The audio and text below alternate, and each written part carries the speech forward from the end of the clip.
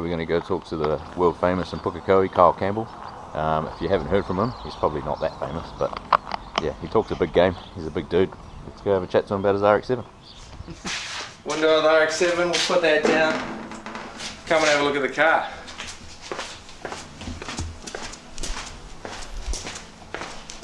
Check the dirty Sylvias. Woo! Ones with SRs. Oh, so hot, can't even keep its bonnet on.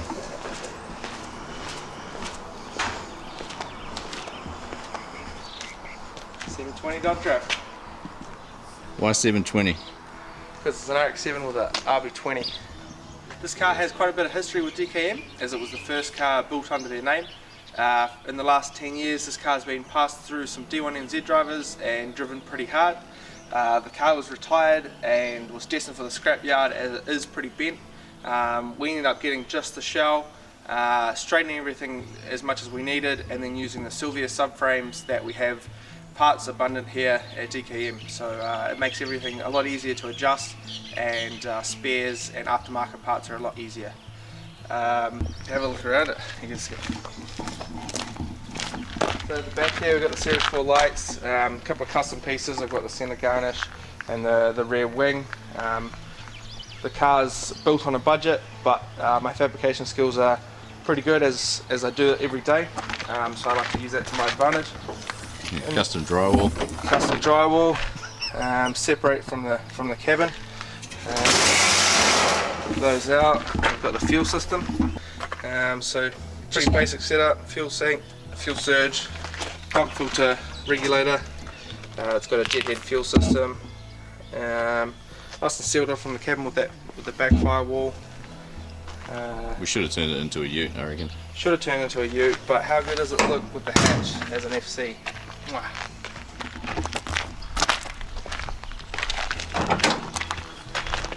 Inside look at that cage. 10-year-old cage. 10-year-old DKM cage, look at that. It's actually pretty much identical to Andrew Redwood's, because we did his at the same time. D1NZ FCs.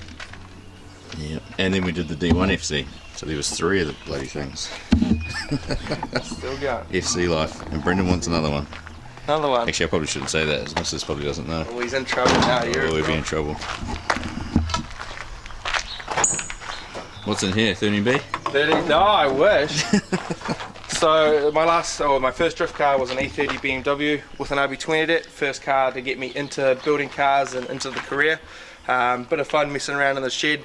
Turns into a money pit like it always does, and here we are with the next shell. Everything from that car came into this RB20 det. This thing's got heavy duty clutch with the standard 20 det box. A couple of bits and pieces. It has a NIS tune, and last time it was on the dyno was around 240 kilowatt, so a pretty good number for the power to weight, and as far as budget goes, they're nice and easy to run, and parts are pretty accessible other than the drift tax that's starting to add up on them, but we'll get in there before that gets too high. Yeah. Do some drifting. So as this thing rocked up as a shell, it was all pretty bent. That side was actually 10 to 20 mil higher than this side, and that was due to a big hit at Puki. There's a couple of good photos on that, maybe we'll stick them in. I ended up cutting it quite far back, cut the whole top out, cut the chassis rails right back, made my own custom ones, and then made the S14, made a jig from an S14 to get all the measurements, everything in the right spot.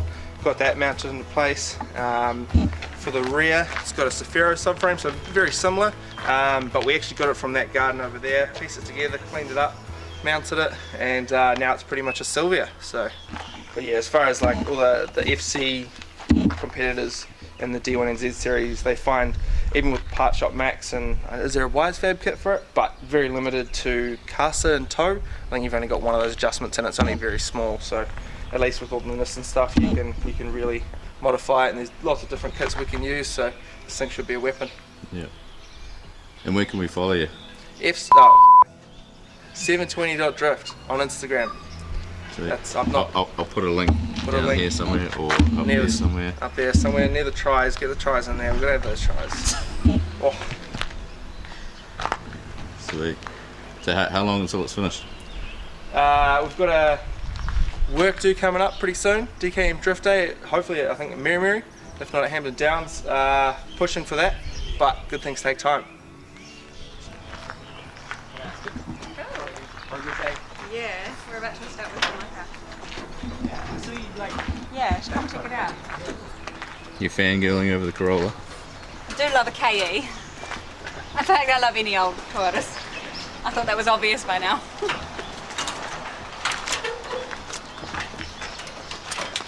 I remember going out with a mate one weekend, we went skidding on some gravel and he crashed into a bank. Next day we bought another one for $200. Oh, these things used to be cheap. Had a wagon I made keg paint it primer because it was that gold poo brown. He had to paint it the next day or I wasn't going to buy it.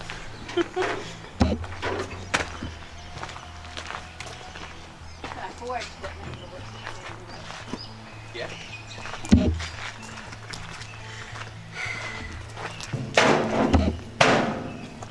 It's cool, it's got the twin headlights. Yeah, they're the headlights off the C's Garage wagon. Like this was the old sedan, twin headlight wagon. So there you go. Looks better than this thing over here with the tries on it.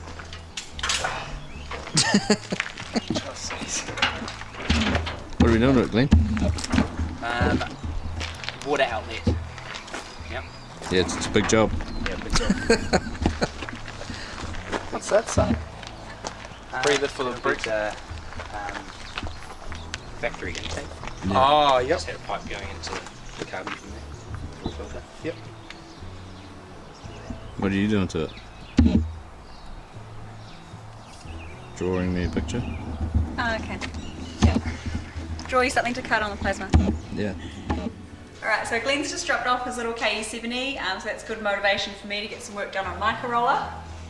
So the next step is to keep to repair my fiberglass side skirt and make up some bumper bars so we can get this all mounted. That one needs to be dusted, don't worry about that.